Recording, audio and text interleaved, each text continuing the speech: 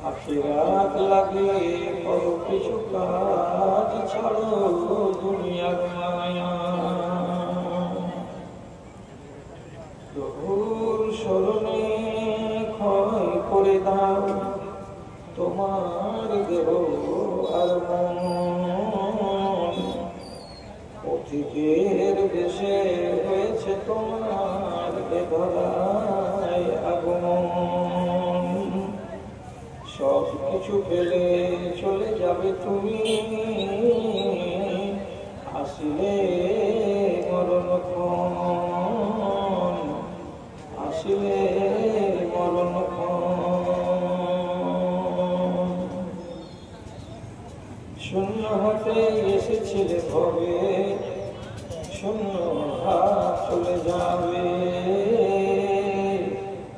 ধনার জন গাড়ি আর বাড়ি সবই করিয়া যাবে, সবই করিয়া যাবে।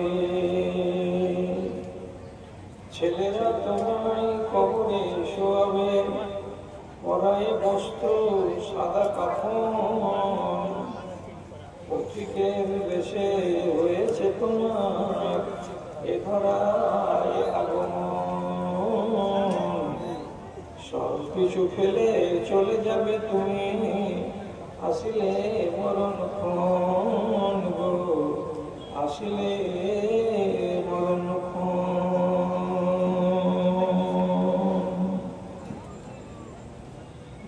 মাননীয় সভাপতি সাহেব, সমবেত এই গ্রাম তথা পার্শ্ববর্তী অন্যান্য গ্রাম থেকে দিনের দরদকে সাথে নিয়ে ইমানি জজবাকে বুকে নিয়ে উপস্থিত বিভিন্ন শ্রেণীর শিক্ষিত অশিক্ষিত, ধনী গরিব,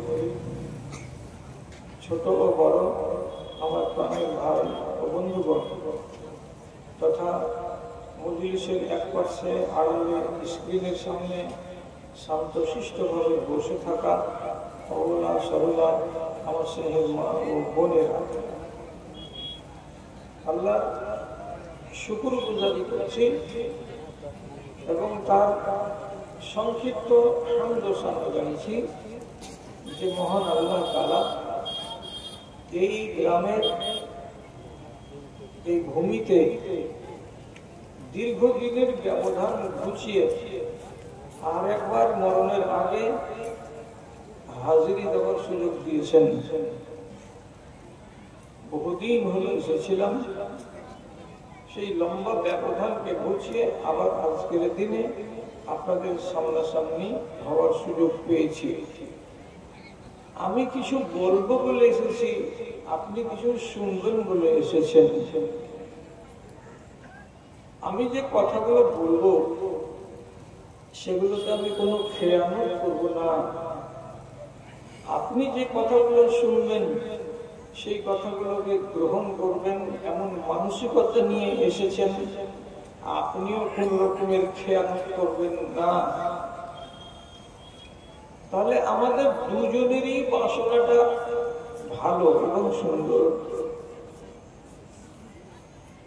মানুষের সামনে যখন কোরআনের আলোচনা হয়, হৃদয়কে ছুঁবে মর্মস্পর্শী কিছু বয়ান রাখা হয়, তো আল্লাহ রাব্বুল আলামিন বলছেন ওয়াজিলাত কুলুবুহুম, মানুষের অন্তরের মরিচিকা দূর হয়, মানুষের দুর্বল ঈমান সবল হয় এবং এই সুযোগে এই সুবাদে মানুষ অনেকখানি আখিরাত মুখী হওয়ার সুযোগ পায়।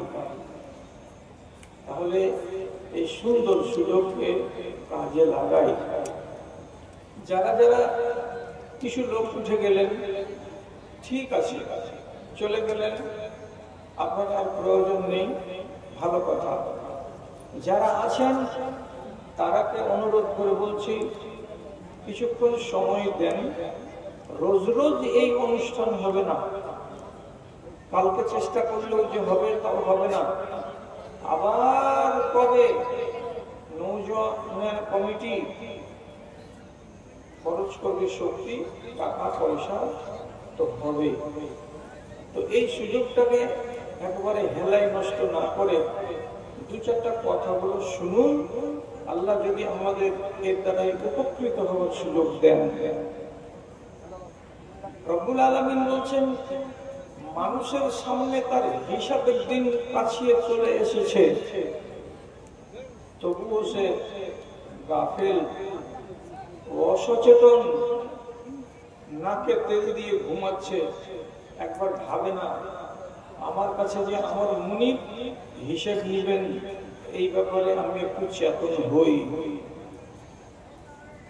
আমাদের সামনে হিসেব দেওয়ার সময় কাছে চলে এসেছে, এ কথাটার তর্জমাটা কি, এ কথাটার বিশ্লেষণটা কি? কাছে চলে এসেছে এর মানে হলো দুইটা। এক, দুনিয়াতেই হিসাবের সময় কাছে চলে এসেছে। দুই, আমাদের সবারই হিসাব যেদিন হবে সেই দিনটা হচ্ছে আখিরাত, ও দিনও কাছে চলে এসেছে। যেটা মতলব নেবেন সেটাই মতলব ঠিক হবে, ওটাও সময় যদি ধরা যায় তাহলে কাছে। আর আমার নিজের যদি হিসাবটা মনে করি আর দুনিয়ার কথাটা ধরি, এটাও কাছে। কেমন করে? কথার দিকে লক্ষ্য করেন। রাসূলুল্লাহ একদিন ওয়াজ করতে করতে এমনি করে দুটো আঙুলকে তুলে মানুষের সামনে বলছেন, এই দুটো আঙুলকে আনা বলতে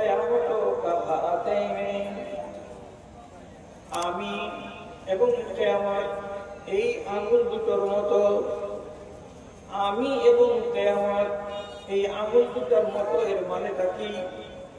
এখানে এই আঙুলের মাথায় আছে কিয়ামত, আর আমি এসেছি এমন টাইমে যে আমার এই জায়গাতে যাওয়া সম্ভব হবে না, কিয়ামত চলে আসবে। তো যেই সময় আমি এখানে দুনিয়াতে এসেছি, এখান থেকে নিয়ে আর এতটুকু জায়গা বাকি আছে দুনিয়ার, এই সময়টুকু গত হয়ে গেলে কিয়ামতের কাছে চলে যাওয়া যাবে। দেখলেন কিয়ামত কত দূরে আছে? তো আর একটা আঙুলের উপরে রাখতে গেলে সমান হয়ে যাবে। এতটুকু দেরি আছে কিয়ামত আসতে। রাসূলুল্লাহ এই কথাটা বলে দুনিয়া থেকে চলে গেছেন। কতদিন হলো রাসূলের দুনিয়া ছাড়া? 1450 বছর। তাহলে আপনি একটু ইনসাফ করে বলেন তো, কিয়ামতের দিকে আমরা সবাই দুনিয়া এগিয়ে গেছি না যাইনি?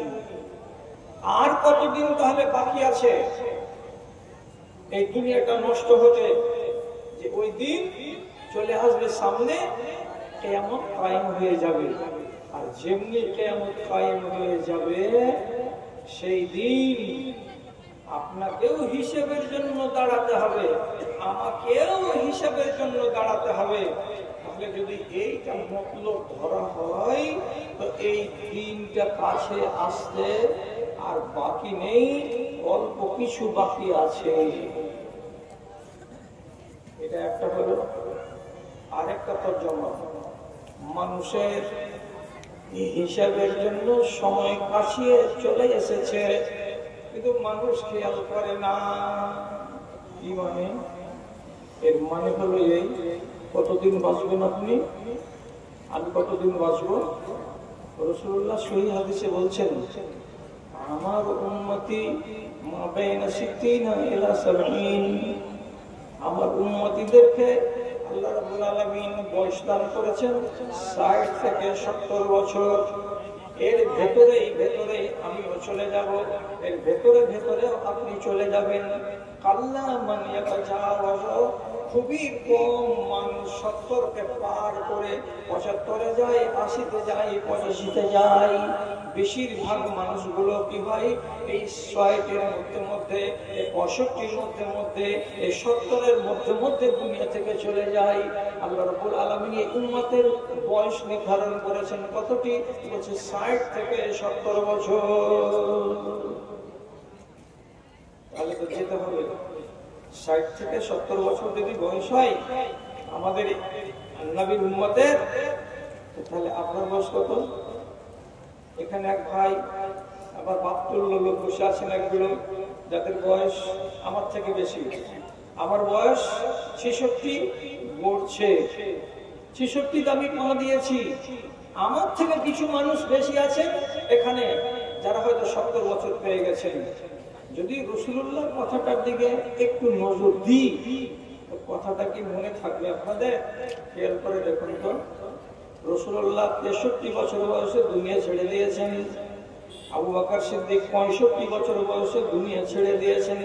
হযরত ওমর ফারুক রাদিয়াল্লাহু তাআলা আনহু এক মতে হলো 64 বছর, আর এক মতে হলো 66 বছরে দুনিয়া ছেড়ে দিয়েছেন। হযরত উসমান গনি রাদিয়াল্লাহু তাআলা আনহু 63 বছর বয়সে দুনিয়া ছেড়ে দিয়েছেন। এত ভালো ভালো মানুষগুলো কেউ 70-এ যায়নি, সব 70-এর মধ্যে মধ্যে চলে গেছে। দুটা একটা লোক 75, 80, 90 হয়।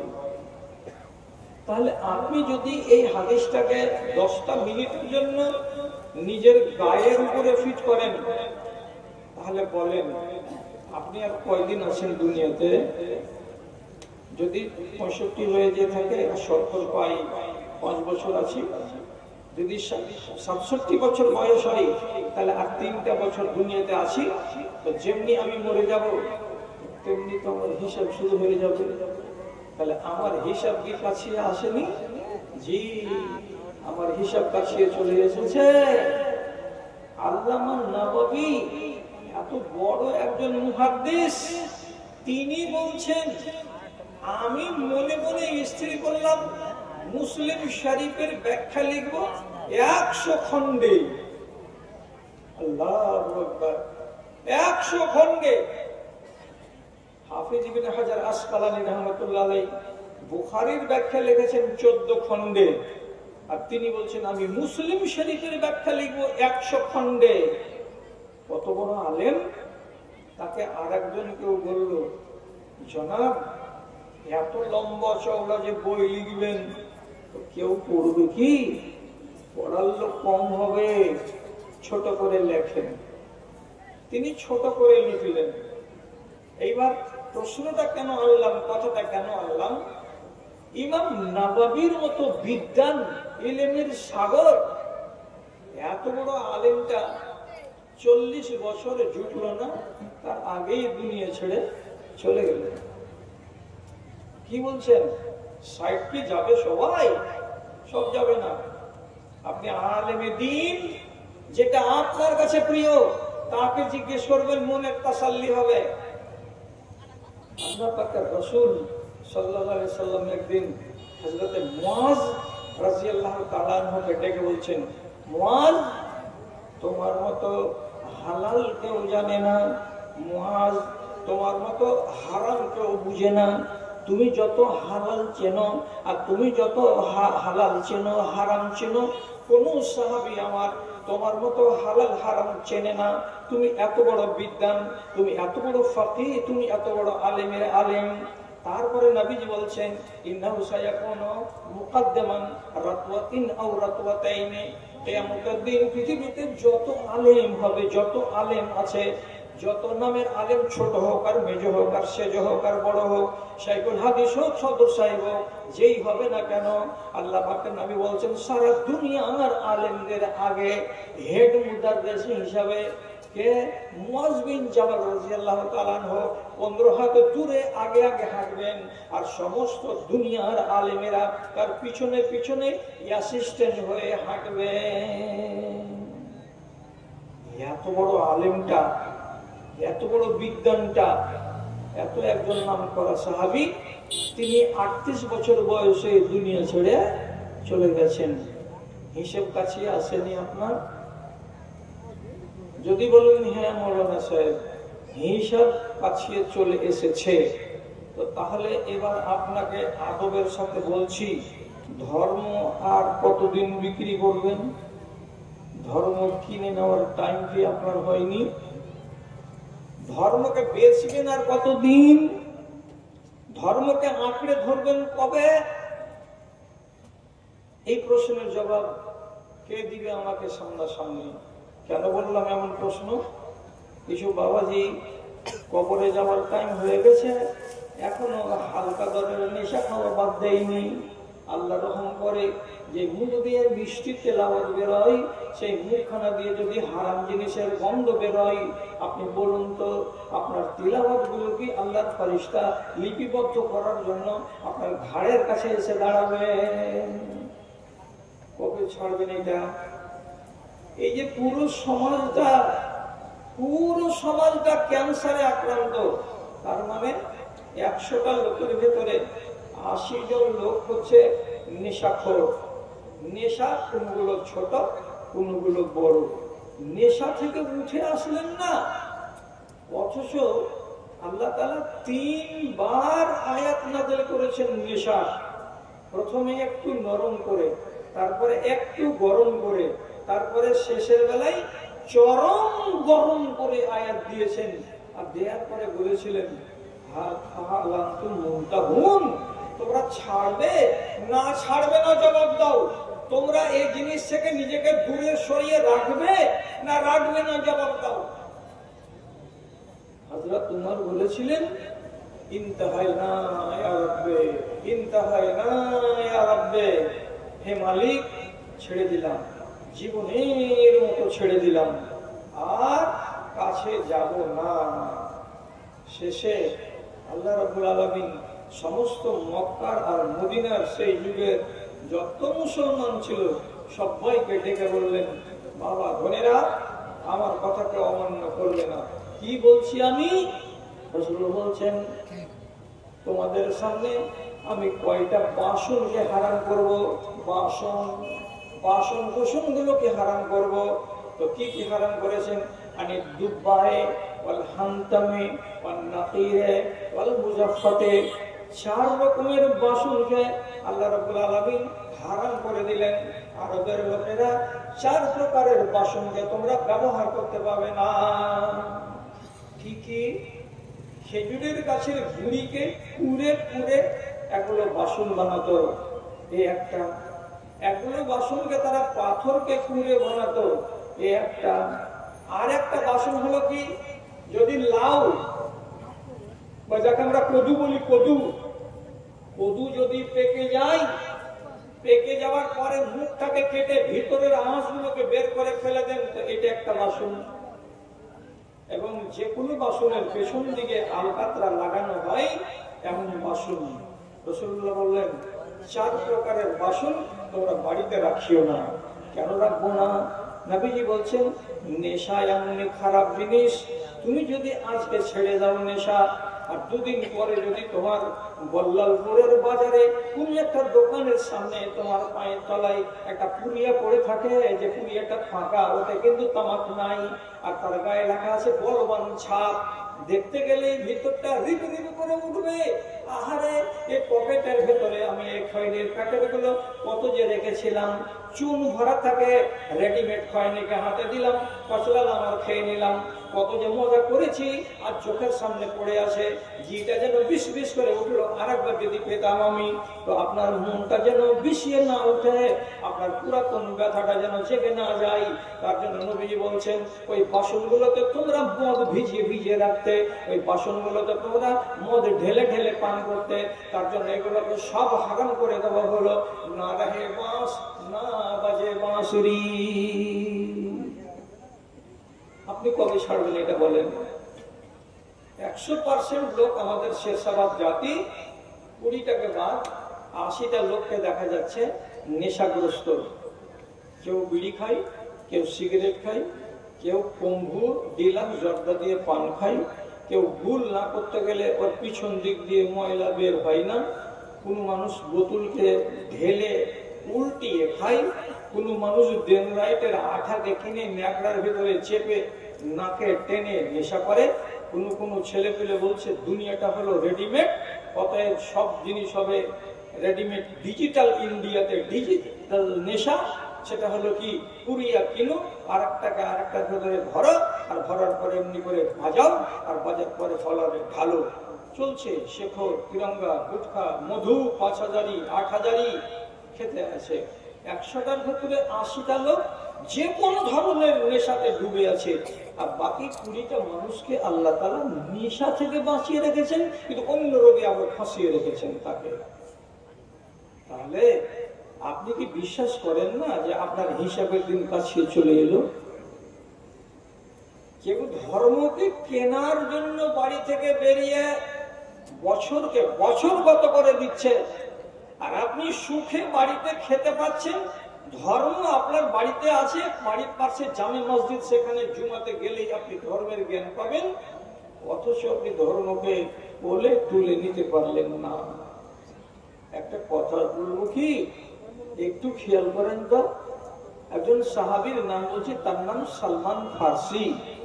এর বাড়ি হলো ইরান দেশের ইস্পাহান শহরে। তার বাবা হলো অগ্নি পূজক। বেটাকে বলছে, আমার মরার পরে তুমি হবে এই পূজার মণ্ডপের মালিক, তোমাকেই মালিক বানাবো। এটা পবিত্র কাজ। কি কাজটা?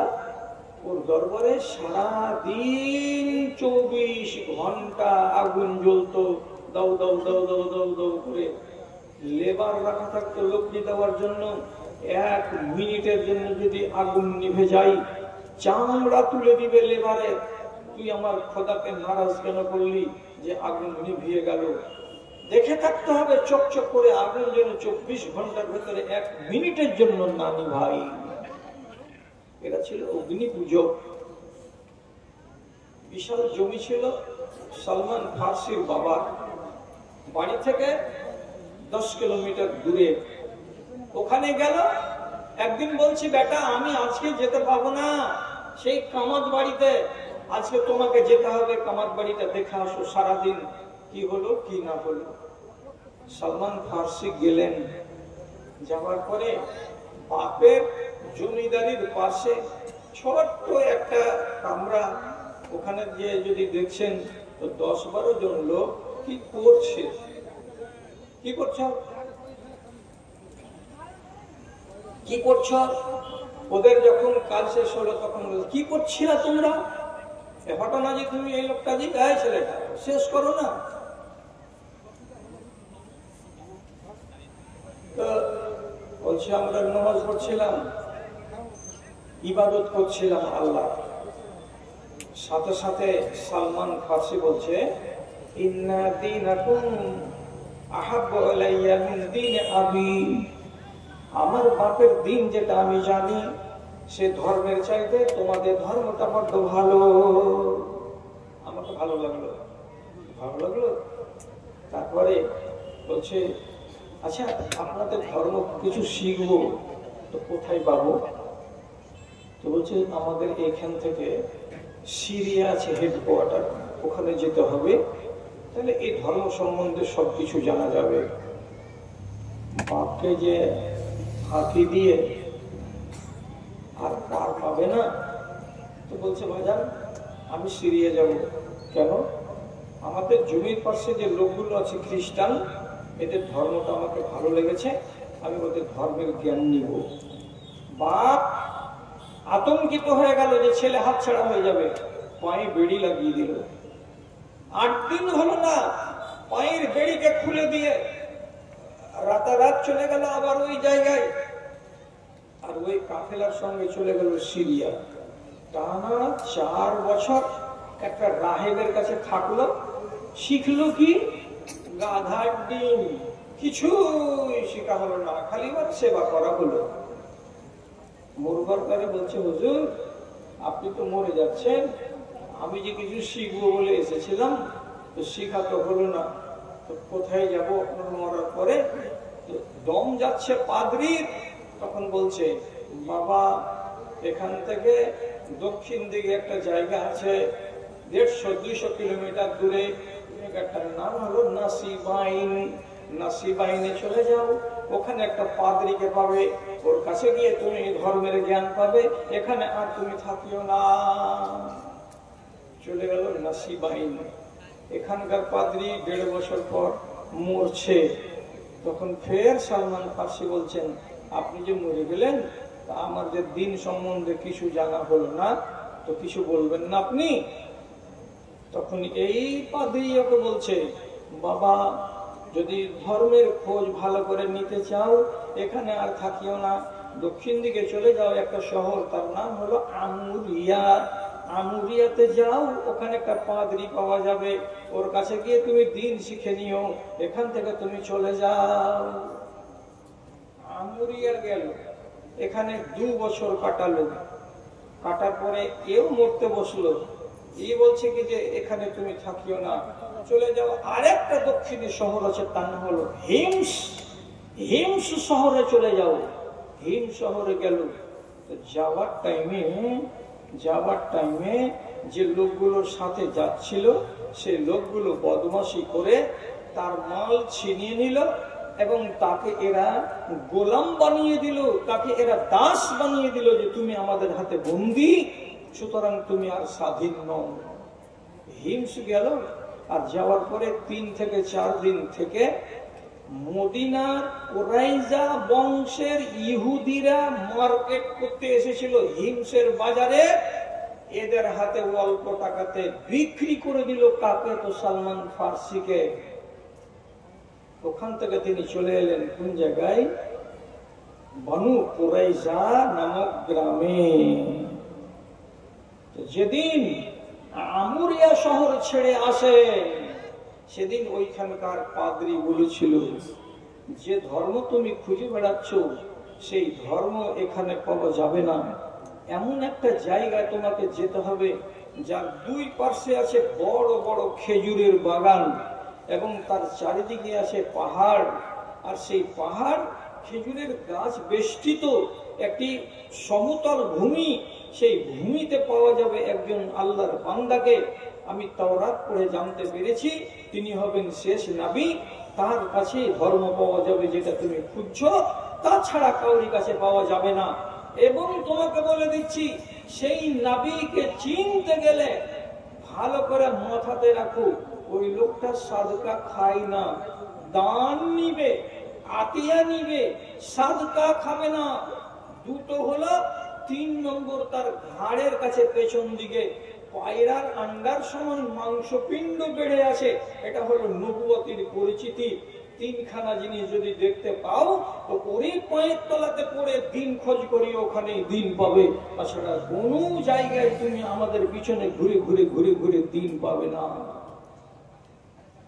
16 বছর বয়সে বাপের বাড়ি ছেড়েছে ইস্পাহান শহর, মদিনাতে বানু কুরাইজাদের বাড়িতে চাকর হয়ে এলো, তখন তার বয়স ঐতিহাসিকরা লিখছেন 24 বছর। তাহলে 16 বছর বাপের বাড়ি থেকে বেরিয়ে 24 বছরে পড়লেন, এর মানে হলো কি 8খানা বছর খালি চলে গেল কি কাজে, ধর্মকে খুঁজার জন্য। এই মাঠ আর ওই মাঠ আর ওই মাঠ করে গাড়িয়ে গাড়িয়ে 8খানা বছর গত হয়ে গেল। তিনি একদিন তার ইহুদি মালিকের খেজুরের বাগানে কাজ করছেন, খেজুরের গাছের উপরে চড়ে। এমন সময় ওই ইহুদির ছোট ভাই কুবা থেকে এসে, মসজিদে নববী থেকে এসে নিজের বড় ভাইকে বলছে, ভাইজান জানো কি রে, একটা লোক দেখলাম, লোকটাকে দেখতে বড্ড ভালো লাগছে, মুখের কথাগুলো বড্ড মিষ্টি, তার চারিদিকে একটা দল বসে আছে, তার ইশারায় তারা মরার জন্য তৈরি হয়ে আছে। এই লোকটা নিজেকে বলছে আমি নবী। কথাটা যেমন 2 ভাইয়ে বলছে, খেজুরের গাছের উপর থেকে সালমান ফার্সি শুনে নিয়ে তখন ওখান থেকেই আওয়াজ দিয়ে নিচে দিকে বলছে, কোথায় আছে চাচা, কোথায় দেখে এলেন? তখন আসল মালিক বলছে, চুপ করলি, মারবো গালে একটা চড় দিয়ে পুরো গাল টাড়া করে দেবো, কাজ না, আমরা 2 ভাই গল্প করছি, ওগুলো তো শোনার কি আছে। দিল বসে না কাজে। মালিক বাড়ি গেল, গাছ থেকে নামলো, মালিকের ভাইকে বলছে কোন জায়গায়, এখান থেকে 5 কিলোমিটার দূরে। সালমান ফার্সি মালিকের বাগানে এতটি খেজুর আসলে বেঁধে নিয়ে টন টন টন করে চলে গেলেন মসজিদে নববীতে। আর যাওয়ার পরে ঠিক চেহারা দেখে রসুল্লাহকে চিনেন না, যেটা আল্লাহ রসুল, রসুলের কাছে যে খেজুরের এই পুটলিটাকে দিয়ে দিচ্ছেন, দেওয়ার পরে বলছেন হাজিহি সাদাকাতুল্লাহ, এই জিনিসটা আপনাকে সাদকা দিলাম, তাজা তাজা খেজুর আছে আমার মালিকের বাগানে, লম্বা লম্বা সুন্দর সুন্দর সাইজ, আপনি খান মন ভরে যাবে। রাসূলুল্লাহ শুনলেন, তার মুখ থেকে যে সাদাকা খুললেন, খোলার পরে একটাও খেজুর মুখে দিলেন না। সবজি মসজিদে যতজন লোক ছিল সবাইকে 2টা 4টা 5টা 6টা করে বিলিয়ে দিলেন, নিজে খেলেন না। সালমান ফার্সি দূরে দাঁড়িয়ে দাঁড়িয়ে এমনি করে মুখ খেলাচ্ছেন। মানে এটা কি, যে 3খানা লক্ষণ আমাকে বলা হয়েছিল, একটা লক্ষণ পেয়ে গেছি। আমি দিন খুঁজে বেড়াচ্ছি আজ 8 বছর ধরে, সে দিনের সন্ধান মনে হয় পেয়েছি। একটা লক্ষণ তো আমার মিলে গেল। চলে গেলেন ফেরত।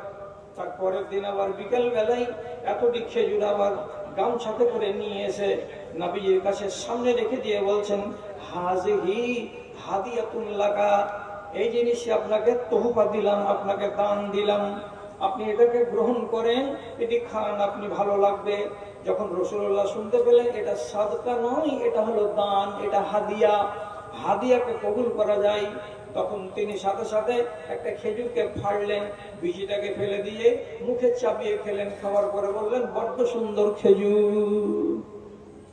সালমান ফার্সি মুখটাকে ঝুঁকাচ্ছেন একাই একাই, আর মনে মনে বলছেন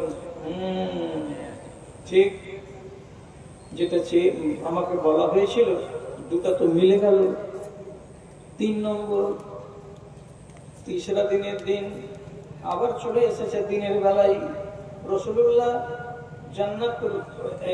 রাসূলুল্লাহ বাকি কবরস্থানে একটা জানাজাকে মাটি দিবেন মানুষকে, তার জন্য এখানে হাজির হয়েছেন। লোকজন সব বসে আছে। সালমান ফার্সি এসে একবার আগে যাচ্ছেন, একবার পিছনের দিকে যাচ্ছেন, একবার ডানে যাচ্ছেন, একবার বামে যাচ্ছেন, খালি ঘুর ঘুর ঘুর ঘুর করে বেড়াচ্ছেন। তখন রাসূলুল্লাহ বলছেন এই ছেলে, তুমি কিছু দেখার চেষ্টা করছো নাকি? রাসূল বুঝে নিলেন, আর নেওয়ার পরে সাথে সাথে ঘাড়ের উপর থেকে চাদরটাকে যেমনি সরালেন, পিছন দিকে দেখা যাচ্ছে পায়রা রান্নার সমান মাংসপিণ্ড বড় হয়ে বেড়ে আসে। তখন সালমান ফার্সি বলছেন ওয়াল্লাহি হাযা নবিয়্যুন হাক্কা, আল্লাহর কসম এটা হলো সত্য নবী। রাসূলের কাছে গিয়ে বলছেন আপনাকে অনুসরণ করব, আপনি আমাকে দলে নেবেন? রাসূল বলছেন দরজা খোলা আছে। ওইখানেই কবরস্থানে সালমান ফার্সি দ্বীন ইসলামকে কবুল করে নিলেন। লম্বা ঘটনা থাক, রাসূলুল্লাহ তার সমস্ত ঘটনাকে শুনলেন, আর শোনার পরে এত মূল্যবান সোনা দিয়ে ওজন করলেও তার সমান হবে না একটা কথা বলে দিলেন। বুখারী শরীফের হাদিস কি, লাউ কানাদ দীনু বিসুরাইয়া, লাউ কানাদ দীনু বিসুরাইয়া লানালা বিহি রাজুলুন মিন আহলি ফারিস, আল্লাহ যদি দ্বীন ইসলামকে দুনিয়াতে না নাযিল করত, যদি দ্বীন ইসলামকে আকাশের দিকে উপরে একটা নক্ষত্র আছে তার নাম হলো সুরাইয়া, সুরাইয়া নক্ষত্রে যদি ইসলাম থাকতো, তাহলে ইরান দেশের একটা লোককে আল্লাহ রাব্বুল আলামিন এতটাই পাওয়ার দিয়েছেন, এতটাই তাকে জজবা দান করেছেন, তিনি ওই সুরাইয়া নক্ষত্র থেকে দ্বীনকে পেড়ে নিয়ে দুনিয়াতে আনতো। এত বড় রাব্বুল আলামিন তাকে টাইটেল দিলেন, সার্টিফিকেট দিলেন। এটা কে? এত সালমান ফার্সি। তিনি কাঁদতে কাঁদতে বলছেন রাসূলুল্লাহ আপনাকে পাওয়ার জন্য আর আপনার দ্বীনকে পাওয়ার জন্য আমার মূল্যবান যৌবনের 8খানা বছর পানিতে চলে গেছে। দ্বীনকে পাওয়ার জন্য এরা দৌড়ে বেরিয়েছে, আর দ্বীনকে কুরবানি করার জন্য আমি আর আপনি দৌড়ে বেড়াচ্ছি। কত তফাৎ তাদের মধ্যে আর আমাদের ভেতরে। আপনি বলবেন কই, কোথায়? আমি দ্বীনকে বিক্রি করার জন্য দৌড়াচ্ছি, আর ওরা দ্বীনকে ক্রয় করার জন্য দৌড়ে বেড়াচ্ছে।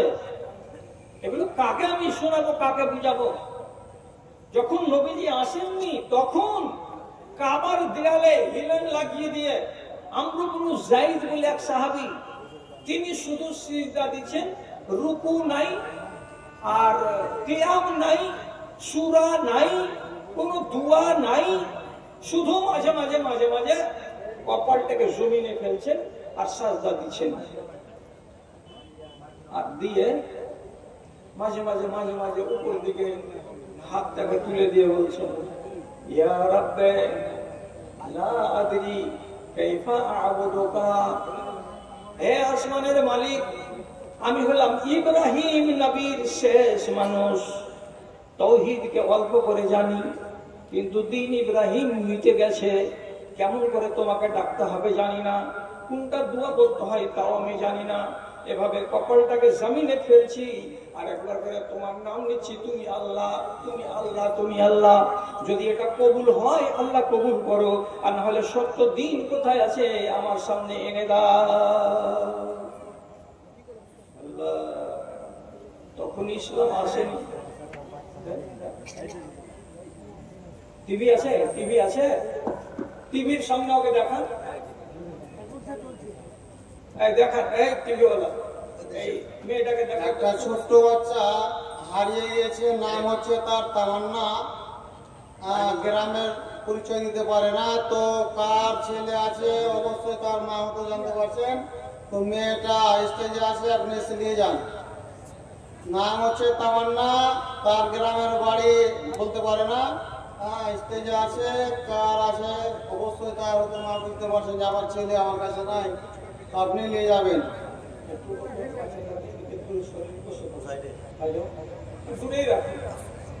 ওখানে ওর মা বাইরে আসবে, এখানে আসবে, সে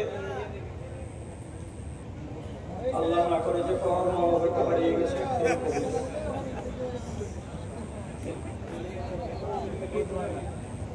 হ্যাঁ, তো কি বলছিলাম, ছেড়ে দেন, আর কথা বলবো না, যে ইবাদত তো করছি আল্লাহ, এটা যদি কবুল হয়তো করো, আর না হলে আসল দিন কোথায় আছে আমাকে দাও।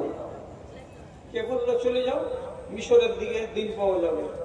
বেচারি লাহারি পানি বেঁধে সেতে চলে এলো মিশরের এলাকায়, বেরিয়ে বেরিয়ে বেরিয়ে বেরিয়ে খোঁজ পেল, এই খেপা, এগুলো তো কি খুঁজে বেড়াচ্ছিস, দিন দিন দিন দিন করে বেড়াচ্ছিস, দিন তো তোর দেশে আছে, কোথায়? মক্কায় আর মদিনায় শেষ নবী আবির্ভূত হয়েছেন।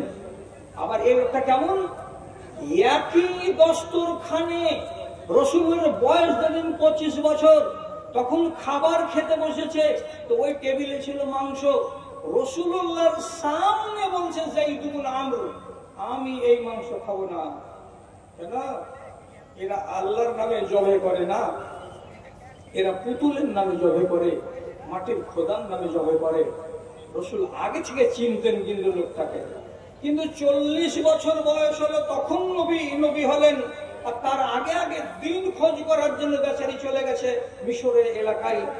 তারপরে খোঁজ পেয়ে যদি চলে আসছে, দৌড়ে দৌড়ে দৌড়ে তাড়াতাড়ি মদিনা যাব, তাড়াতাড়ি রসুলকে দেখবো, তাড়াতাড়ি রসুলের কাছে দিন শিখবো, দিন শিখবো, দৌড়ে দৌড়ে আস্তে আস্তে কপালে নেই।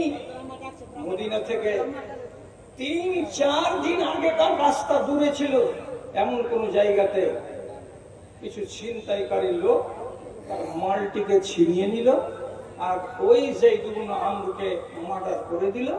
বেচারি মদিনা পর্যন্ত পৌঁছিতে পেলেন না, আর রাসূলুল্লাহর কাছ থেকে দিন শিক্ষা করতে পারলেন না। যখন নবীজি খবর পেলেন এইরকম এক লোক আপনার কাছে দৌড়ে আসছিল দিন শেখার জন্য, রাস্তাতে মরে গেছে, তার নাম যাইদ ইবনে আমর, তখন আল্লাহ পাকের নবী বলছেন, হে আল্লাহর লোকেরা, কিয়ামতের দিন আমাকে যারা মানে তারা আমার উম্মত, ঈসাকে যারা মানে তারা ঈসা নবীর উম্মত, ইব্রাহিমকে যারা মানে তারা ইব্রাহিম নবীর উম্মত।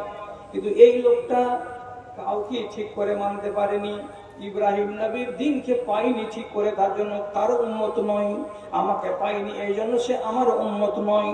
কিন্তু তিনি একটা উম্মত হিসাবে একাই হাসরের ময়দানে খাড়া হবেন, এবং আল্লাহ রাব্বুল আলামিন তাকে একটা নতুন নাম দিবেন উম্মতের, আর দিয়ে তাকে সম্মান জানাবেন, এবং এই লোকটা ইনশাআল্লাহ কিয়ামতের দিন জান্নাত যাবে।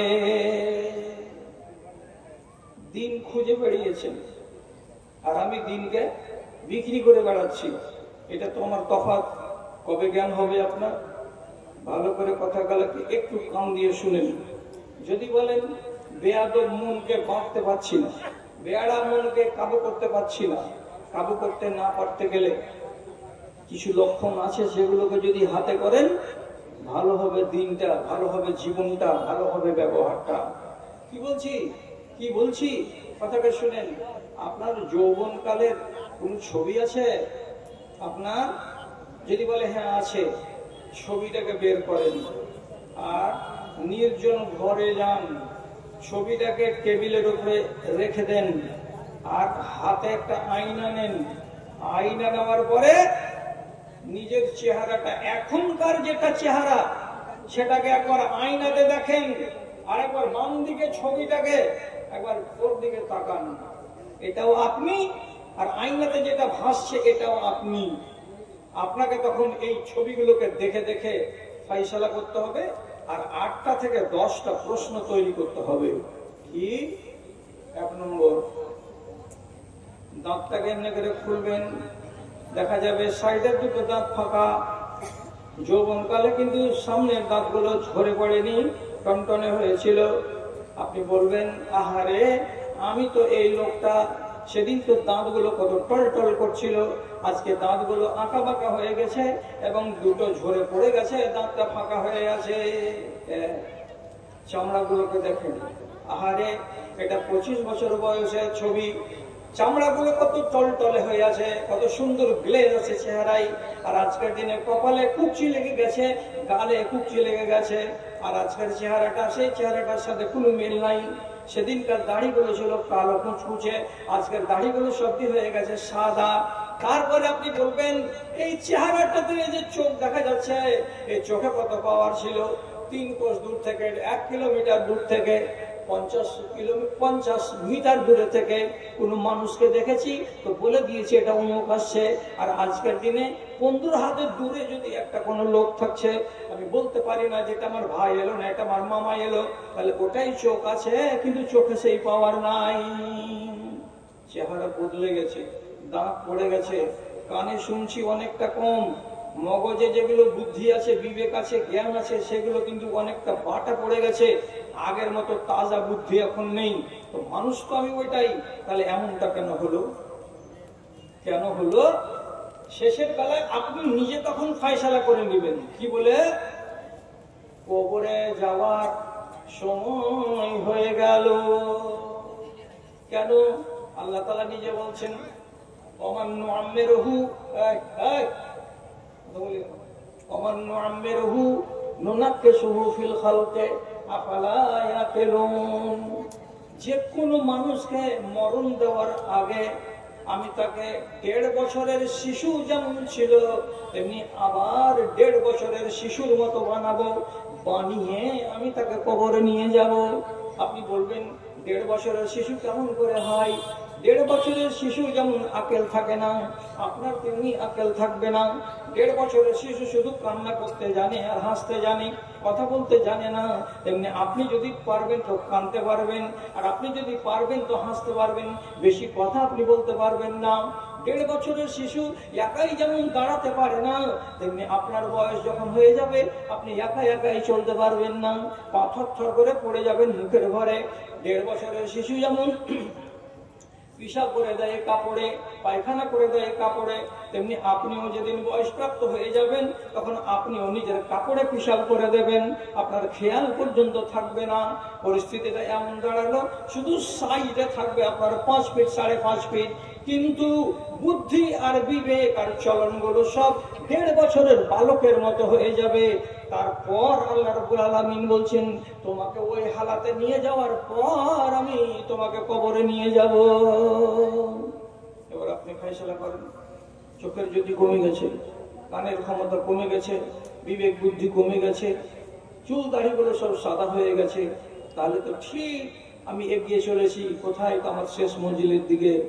কালো কেশ যত সাদা হয়ে গেছে, কালো কেশ যত কালো কেশ যত সাদা হয়ে গেছে, চামড়া গিয়েছে ঝুলে, শক্ত জিনিস চিবাতে পারো না, সব দাঁত পড়েছে খুলে গো, সব দাঁত পড়েছে খুলে।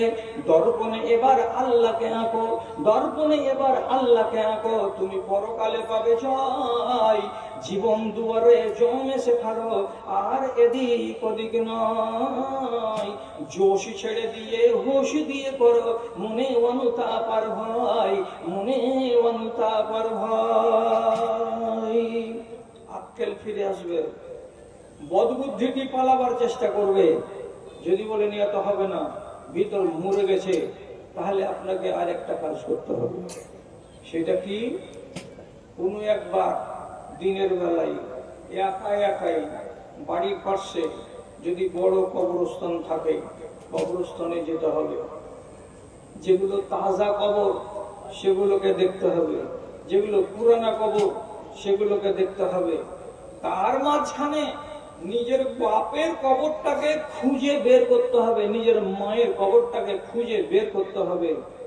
কবরের পাশে দাঁড়াতে হবে, একাই যাবেন। যাওয়ার পরে প্রশ্ন করবেন নিজের মনের সাথে, কি এই কবরটা মনে হয় 10 দিন হলো, এর টাটিগুলো সুন্দর হয়ে আছে। এই কবরটা মনে হয় 6 মাসের হয়ে গেল, এর টাটিগুলো কিন্তু পুরানো হয়ে গেছে। ওইখানে কবরটা মনে হয় 2 বছরের হয়ে গেছে, ওর উপরে টাটি খড়গা কিছুই দেখতে পাওয়া যায় না। তার কোনায় দেখবেন এটা আমার বাপের কবর, কবরটা বসে গেছে, ডোবা হয়ে গেছে, বরাবর হয়ে নাই। ওখানে নিজের বাপকে মনে মনে কল্পনাতে এঁকে নিয়ে একা একাই প্রশ্ন করে বলুন, বাজান তোমার কবরে যাওয়া কতদিন হলো? 20 বছর হয়ে গেল। তাহলে আমারও তো কবরে যাওয়ার টাইম আর বেশি বাকি নাই। তোমার বয়স যেদিন 66 বছর ছিল তুমি মরেছো, আর আমার বয়স তো এখন 55 থেকে 56 হয়ে গেল, 58 হয়ে গেল। তো তোমার সমান যদি বয়স পাই, তার 4-5টা বছর বাকি আছে, আমাকেও তো এখানে চলে আসতে হবে। বাজান তোমার ঘরের ভেতরে একটা ফ্যান ঘুরতো, এখন কবরের ভেতরে ফ্যান ঘুরছে কিনা জানি না।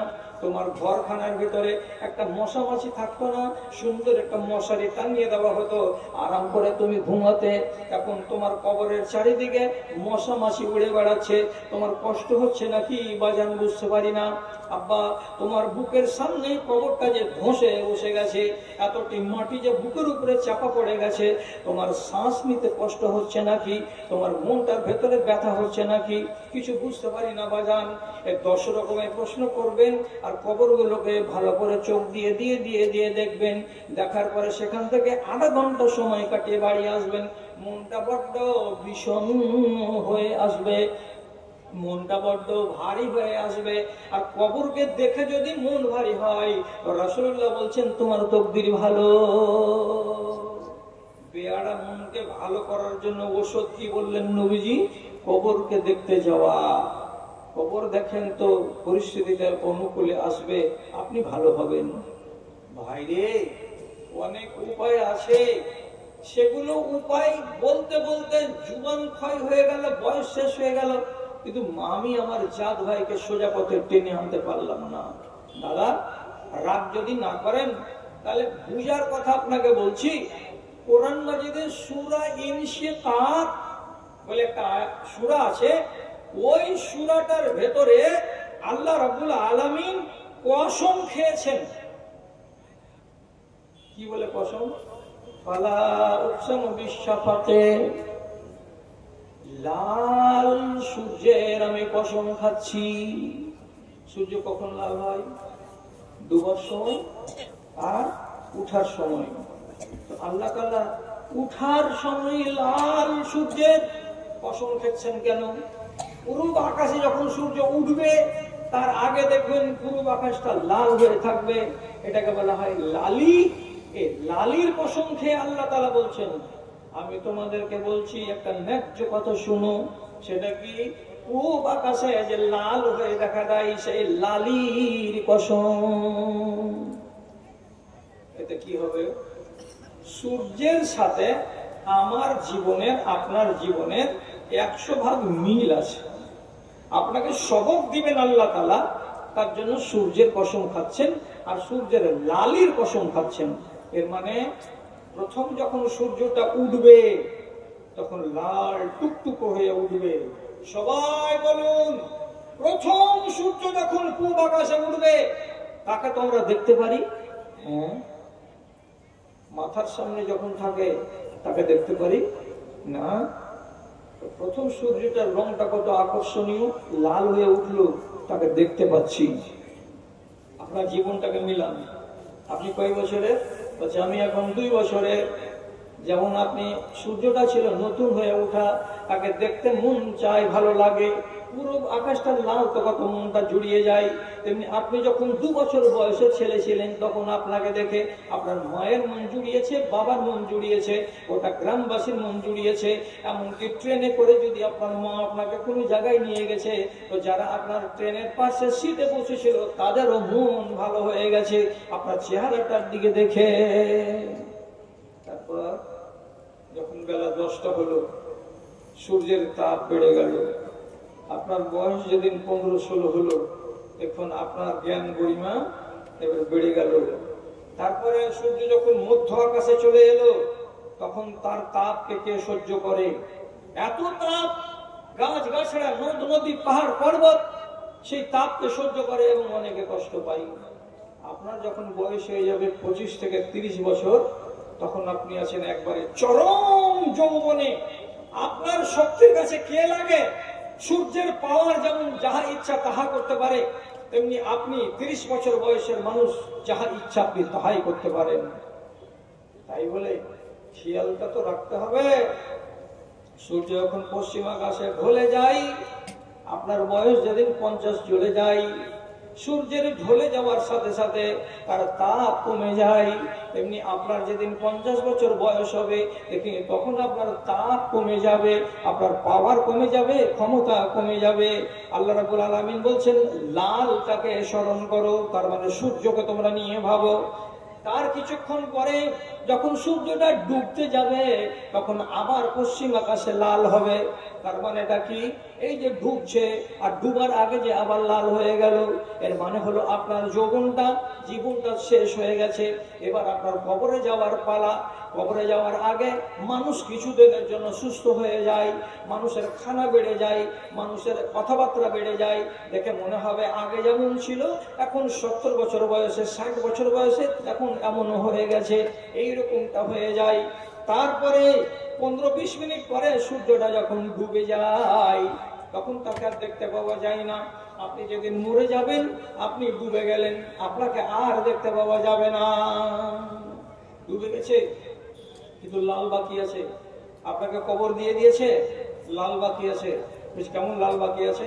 একটা মাস আলোচনা করবে, আব্দুল জব্বার হাজি ভালো লোক ছিল, মরে গেছে, 6টা মাস আলোচনা করবে, তারপরে 1 বছর আলোচনা হবে, তারপরে 5টা বছর যাবে না আব্দুল জব্বার হাজি সাহেবের নামে কেউ কথা বলার লোক আপনার আন্দুয়া গ্রামে পাওয়া যাবে না, সবাই আপনাকে ভুলিয়ে দেবে। ঠিক তেমনি সূর্যটা ডুবে যাওয়ার পরে আধা ঘন্টা যখন হয়ে যাবে পশ্চিম আকাশে কোনো চিহ্ন খুঁজে পাওয়া যাবে না, সব বিলীন হয়ে যাবে। এবার বলেন সূর্যটা কি হারিয়ে যায়? ডুবে তো গেল, তো সূর্য কি হারিয়ে গেছে? হারিয়ে তো যায়নি। ভারতের আকাশে দেখা যায় না, পশ্চিমবঙ্গের আকাশে দেখা যায় না, কিন্তু ও তো কুয়েতের আকাশে দেখা যায়, ওকে তো হাবশার আকাশে দেখা যাবে, ওকে তো আমেরিকার আকাশে দেখা যাবে, ও তো ডুবে যায়নি। ঠিক তেমনি আপনি কবরে চলে গেছেন, আপনার আলোচনাটা হারিয়ে গেছে কিন্তু আপনি হারিয়ে যাননি। কোথায় আছেন আপনি? হাদিস অনুযায়ী আপনি বারজাখের জগতে আছেন। বারজাখের জগৎ মানে কি? আল্লাহর হিসাবের মধ্যে আছেন। রুহটা চলে গেছে হয় আসমানের উপরে ইল্লিনে, আর না হয় রুহটা চলে গেছে 7 তাবাক জমিনের তলায় সিজ্জিনে, আর আপনার দেহটা চলে গেছে মাটিতে। মাটির ভিতরে চলে গেলেও আপনি বিলীন হবেন না। রাসূলুল্লাহ বলছেন কুল্লু যামবিন ইয়াকুলহু তুরাব ইল্লা আজমুজ যামবে। আপনার শরীরের সমস্ত হাড়গুলোকে, মাংসগুলোকে, মাথার খুলিগুলোকে, দাঁতগুলোকে সবকে কবরের মাটিতে খেয়ে নেবে, কিন্তু শির দাঁড়াতে এমন একটা হাড্ডি পাওয়া যায়, নবীজি বলছেন ওই হাড়খানাকে কেউ পুড়াতেও পারবে না, ওই হাড়খানাকে কোনো মাটিতেও খাবে না। এত ছোট্ট এত ক্ষুদ্র হাড়খানা, এটাকে আরবিতে আজমু জাম্বে বলা হয়। ওই হাড়খানা ক্ষয় হবে না, কবরে থেকেই যাবে। রাসূলুল্লাহ বলছেন কিয়ামতের দিন আল্লাহ রাব্বুল আলামিন ওই ক্ষুদ্র হাড়খানা থেকেই আবার আপনাকে জন্ম দেবেন। তাহলে আপনি হারিয়ে যাননি, কোথায় আছেন? আলামে বারজাখে আছেন। আলামে বারজাখে আল্লাহর হিসাবের মধ্যে আপনি ধরা পড়ে আছেন। আবার আপনাকে জমা করা হবে। যেমন আবার সূর্যটা 12 ঘন্টা গত করার পর পূব আকাশে দেখা দিবে, তেমনি আপনি আবার দেখা দিবেন। কবে দেখা দিবেন? যেদিন আপনার সকাল হবে, অর্থাৎ যেদিন রব্বুল আলামিন কিয়ামত কায়েম করবেন। ইসরাফিল বাঁশিতে ফুঁক মারবে, তো আল্লাহ তাআলা কোরআন মাজিদে বলেছেন ইয়াউমা ইউনফাখু ফিস-সূরি ফাতাতুনা আফওয়াজা। যেদিন বাঁশিতে ফুঁক দেওয়া হবে সেদিন তোমরা কবর থেকে বেরিয়ে বেরিয়ে নিজের নিজের রূহের সঙ্গে জড়ো হয়ে গিয়ে হাসরের ময়দানে তোমরা দৌড় লাগাবে। হাসরের ময়দানটা কোথায় হবে?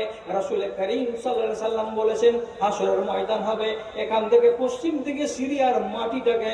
রাসূলুল্লাহ নিজের বিবি উম্মে সালমাকে বলেছেন, উম্মে সালমা এটাই হবে হাসরের মাঠ। আপনি আবার উঠবেন। কবর থেকে উঠার মানে কি? নতুন সূর্য উঠা। তাহলে আমাকে জ্ঞান দেওয়ার জন্য আল্লাহ রাব্বুল আলামিন কোরআন মাজিদের সূরা ইনশিকাকে 3 থেকে 4 খানা আয়াত আলোচনা করলেন। আমি কি পাই? আমার কি বদল হয়? বদল হয় না। আমরা তো সব দিনকে বিক্রি করার লোক। আমরা দিনকে এখন পর্যন্ত বিক্রি করেই যাচ্ছি। যেখানে পাচ্ছি সেখানে বিক্রি করছি, যেখানে পাচ্ছি সেখানে বিক্রি করছি। কেমন করে বিক্রি করে? দুটা বাচ্চার মা মমতার কাছ থেকে কন্যাশ্রী টাকা পাবে, তো লিখতে হবে ফর্মে কি যে আমার বিয়ে হয়নি, আনম্যারিড সার্টিফিকেট দিতে হবে। দু বাচ্চার মা আনম্যারিড সার্টিফিকেট ফর্মকে ফিল আপ করে প্রধানের কাছে নিয়ে গিয়ে বাড়ির প্রধান সিল সহি করে নিল, হেডমাস্টারকে দিয়ে দিল। হেডমাস্টার তার নামের ফর্মকে অনলাইনে উঠিয়ে দিল, মমতার দপ্তরে চলে গেল। 6 মাস পরে 25,000 টাকা চলে আসলো আপনার মেয়ে রোজিনার নামে। ফর্মে আপনি সই করেছিলেন, আপনি হলেন বাপ, বেটি সই করেছিল, এটা হলো আমার মেয়ে। প্রধান একটা ফর্মে সই করেছিল, এই মেয়েটির বিয়ে হয়নি। 3টা বেঈমান 25,000 টাকাকে হালাল করার জন্য মিথ্যা কথা বলে তারা এইভাবে সরকারকে ফাঁকি দিয়ে টাকাটি নিয়ে নিল। যেদিন টাকা বেটির অ্যাকাউন্টে জমা হলো, মা এত খুশি মনে হচ্ছে গায়ে কাপড় রাখবে না। বাপ এত খুশি সেদিনে কাজেই গেল না যে আমার বেটির নামে 25,000 টাকা জমা পড়ে গেছে। কিসের টাকা? জি, কন্যাশ্রীর টাকা। দাদারে, এটা কন্যাশ্রীর টাকা নয়, এটা 3 জনের ঈমান বিক্রি করা টাকা। খুব ভেজে ভেজে খাও, আর কিয়ামতের দিন শূন্য হাতে খাড়ো হবে। সেদিন না বুঝতে পারবে যে ঈমানকে বিক্রি করা কাকে বলা হয়। বিক্রি নয় তো কি? ঈমান। আমাদের দেশে যতগুলো মোড়ল আছে 90 জন ঈমান বিক্রি করা মোড়ল। মাতব্বরি করছে, মোড়লি করছে, কিন্তু ঈমান রেখে করে না। কি করে? একটা ছেলে কেরালায় খাটতে গেছে, স্বামী 4 মাস থেকে বাড়িতে নাই। ওর স্ত্রী অ্যান্ড্রয়েড মোবাইলে মাঝে মাঝে ফোন করছে, আর হোয়াটসঅ্যাপের মাধ্যমে স্বামীর সাথে মুলাকাত হচ্ছে, দেখা হচ্ছে, কথা হচ্ছে। ও বেচারি খুশি আছে মনে মনে, আমার স্ত্রী বাড়িতে আরামে আছে, আর আমি আমার স্ত্রীকে সুখ দেব তার জন্য টাকা ইনকাম করতে এসেছি কেরালার মাটিতে। স্ত্রী 3খানা মাস গত হয় না, আশেপাশের পাড়া প্রতিবেশী কোন সুন্দর একটা নওজোয়ান ছেলের সঙ্গে মোবাইলে পরিচয়, আর মোবাইলে হোয়াটসঅ্যাপে কথা বলতে বলতে, ফেসবুকে কথা বলতে বলতে এমন ভাঁজ লাগছে যে পরের ছেলে, পর পুরুষ গোপনে এসে রাতের বেলায় এই রমণীর কাছে শুয়ে থাকছে, তার ইজ্জতকে লুটে নিচ্ছে, শারীরিক সম্পর্ক কায়েম করছে দুজনে আনন্দ সহকারে। একটা মাস চললো, তারপরে মেয়েটাই বলছে, এমনি করে লুকিয়ে লুকিয়ে কতকাল আমরা প্রেম করব, তুমি আমাকে বিয়ে করে নাও। ছেলে বলছে আমি রাজি। এই শ্বশুরের বাড়ি থেকে কি করে বের হবি? যেমন করে বের হতে হয় আমি তা জানি। দু বাচ্চার মা বাচ্চাকে রাতের বেলায় বিছানায় শুইয়ে দিয়ে আউট চলে গেল। আর ওই গ্রামের দক্ষিণ মাথার ছেলের সঙ্গে বেরিয়ে গিয়ে, আমাদের দেশে যেগুলো কাজী আছে এখনকার জামানায়, আল্লাহ এগুলো কাজীর ভেতরে 100টার ভেতরে একটাকে জান্নাত দিবেন, আর বাকি 99টা কাজীকে ওর গলায় বংশী দিয়া জাহান্নামে ঢুকাবেন। এ কথাটা কাগজ লিখেছেন, আমি লিখে দিচ্ছি। 99টা কাজীকে আল্লাহ তাআলা জাহান্নামে ভরবেন এদের কুকীর্তির কারণে। টাকা ঝাড়েন, বিবি ছাড়িয়ে নেবেন, তাও ছাড়িয়ে দেবে। রাত 12টার সময় যদি কাউকে বিয়ে করতে চান তাও বিয়ে করিয়ে দেবে। ওর গার্জেন কোথায়, ওয়ালি কোথায়? হাজি সাহেবকে আমরা গার্জেন বানিয়ে দিলাম, বিয়ে ঠুকে দেবে। খালি মাল ঝাড়েন। এরা কারা? এরা কাজী সাহেব। চলে গেল সকাল 8টার সময়, দিয়ে দু ছেলের মা, ওই ছেলেটার সঙ্গে বিয়ে পড়া হয়ে গেল। কাজী সাহেব বলছে, তুমি আগে তোমার স্বামীকে ডিভোর্স দাও। ডিভোর্স মানে কি? তালাক দাও, তাহলে তুমি আমাকে বিয়ে করতে পারবে, এই ছেলেটাকে বিয়ে করতে পারবে। তখন বেলা 8টার সময় ওর স্বামী আছে কেরালায়, ওর স্বামীকে তালাক দিয়ে দিল, কাগজ তৈরি করে দিল কাজী সাহেবের কালকে ডেট দিয়ে। আর আজকের ডেটে এই ছেলেটার সঙ্গে তখনই 2 ঘন্টা পরে বিয়ে পড়িয়ে দিল। আর ওই কাগজখানাকে পোস্ট অফিসে দিয়ে স্বামীর অ্যাড্রেসে পাঠিয়ে দিল। 8 দিন পরে ছেলেটা যদি পাচ্ছে, পড়ে যদি দেখছে, তো বলছে তোমাকে আমি তালাক দিলাম। দৌড়ে দৌড়ে এরোপ্লেন ধরে দমদমে নেমে তারপরে ট্রেন ধরে বাড়ি আসছে। তো ততক্ষণে খবর কি, তোমার বেটা আমাকে গ্রামের দক্ষিণ মাথার জমশেদ মুন্নার বেটাকে বিয়ে করে নিয়েছে। আল্লাহ, এটা বিয়ে হবে? হয়ে যাবে এটা বিয়ে? যতক্ষণ পর্যন্ত স্বামীর কাছ থেকে কোনো মেয়ে ছেলে তালাক না নিবে, 90 দিন গত না হবে, ততদিন অন্য কাউরির সঙ্গে বিয়ে করা যাবে না। এক, মেয়েটি যদি স্বামীর কাছে তালাক না নেয়, যদি খোলা করে নাই, খোলার মানে কি, মোহরানাটা স্বামীকে ঘুরিয়ে দিবে, আর দেওয়ার পরে সামনাসামনি স্বামীকে বলবে, স্বামী তোমার সঙ্গে আমার বনে না, আমি তোমার ভাত খাবো না, তুমি আমাকে আজাদ করে দাও, তুমি আমাকে মুক্ত করে দাও, তোমাকে তোমার মোহরানা ঘুরিয়ে দিলাম। এভাবে যদি করে দেয়, স্বামী বলবে তুই যখন আমার ভাত খাবি না, আমি তখন তোকে ছেড়ে দিলাম, বাদ দিয়ে দিলাম, তোকে আজাদ করে দিলাম। যদি স্বামী মেনে নাই, তাহলে ওই মেয়ে ছেলেটিকে কমসে কম যেদিন তার স্বামী তাকে আজাদ করলো, সেদিন থেকে নিয়ে 1 মাসের মধ্যে একটা মাসিক হওয়া পর্যন্ত তাকে অপেক্ষা করতে হবে। একটা মাসিক যখন হয়ে যাবে, তখন প্রমাণ হয়ে যাবে মেয়ে ছেলেটির পেটে বাচ্চা নাই, সুতরাং সে অন্য জায়গায় বিবাহ করতে পারবে, নচেত অন্য জায়গায় বিবাহ করতে পারবে না। আপনি বলবেন কেন পারবে না? এরা দুজন যে রাজি, তো রাগ করিয়ে না। আন্ধুয়া গ্রামের লোক, যা বলছি আপনাকে আমি কোরআন হাদিসের কথা বলছি। রাসূলুল্লাহ বলেছেন, লা ইয়াসকি আহাদুকুম মা'আহু সারআ গায়রিহি। হে আমার উম্মতিরা, তোমরা কেউ যেন, কোন মুসলমান যেন তার নিজের পানি অন্য লোকের অন্যর জমিতে না পটাতে যায়, মানে পরের জমিতে সেচ দিতে যেও না, নিজের জমিতে সেচ দাও। নিজের জমিতে সেচ দেওয়া যাবে। আল্লাহ রাব্বুল আলামিন কোরআনে মেয়ে ছেলেকে বলেছেন, হারসুল্লাকুম, এটা হলো তোমাদের জমি, এটা হলো তোমাদের ভূমি। যে জমিতে বসে আছো, এখানে কি হবে, আপনার গম হবে, সরিষা হবে, আর ফসল হবে। আর ওইটাকে যে জমি আল্লাহ তাআলা বলেছেন, মেয়ে ছেলের জমি থেকে কি পয়দা হবে? মাওলানা পয়দা হবে, মাস্টার পয়দা হবে, ডাক্তার পয়দা হবে। রব্বুল আলামিন মেয়ে ছেলেকে ভূমি বলেছেন, মেয়ে ছেলেকে জমি বলেছেন। সুতরাং ওইটা হলো একটা লোকের জমি। ওই জমিটাকে তার মালিক সেচ দিয়ে রেখেছে। সেচ দিয়ে রাখার মানে কি? রাগ করার কথা নয়, সেখানে সে বীজ ফেলে রেখেছে।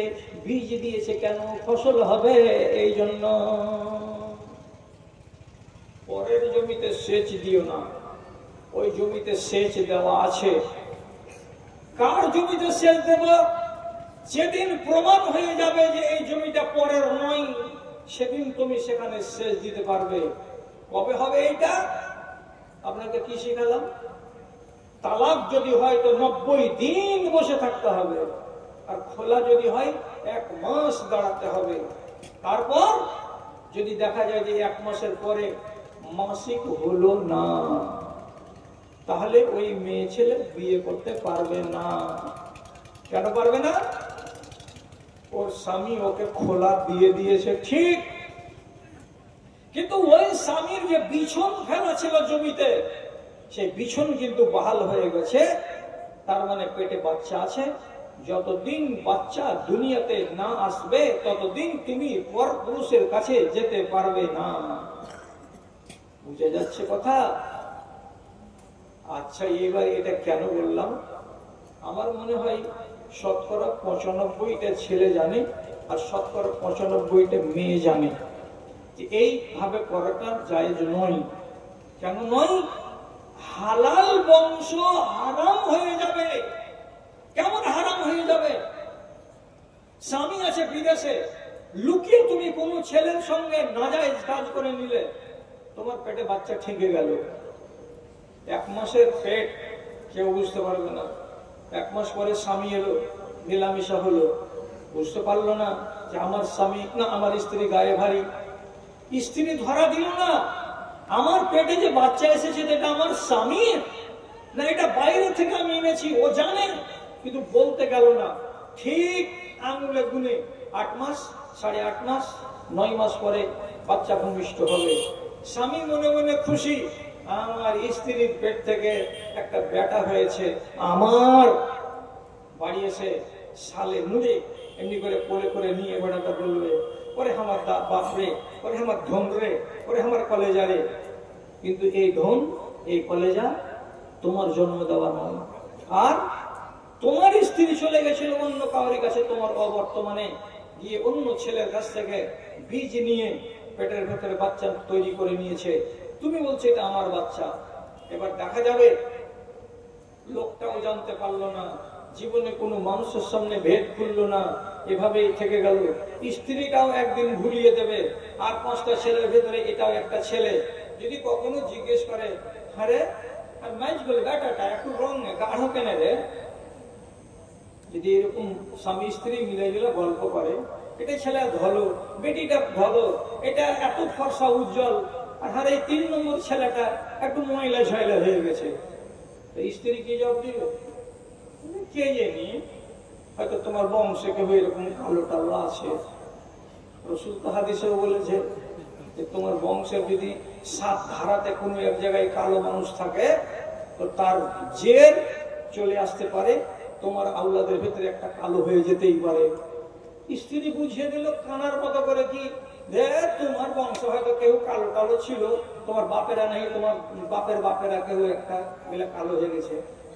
তখন পুরুষটা মেনে নিচ্ছে, হতে পারে, শুনেছি রে আমার দাদু বেলে একটু ময়লা টয়লা ছিল, বাস দুজনের হিসাব মিলে গেল। পরের ছেলেকে আপন করে নিল, কালো তো কি আমারই বেটা।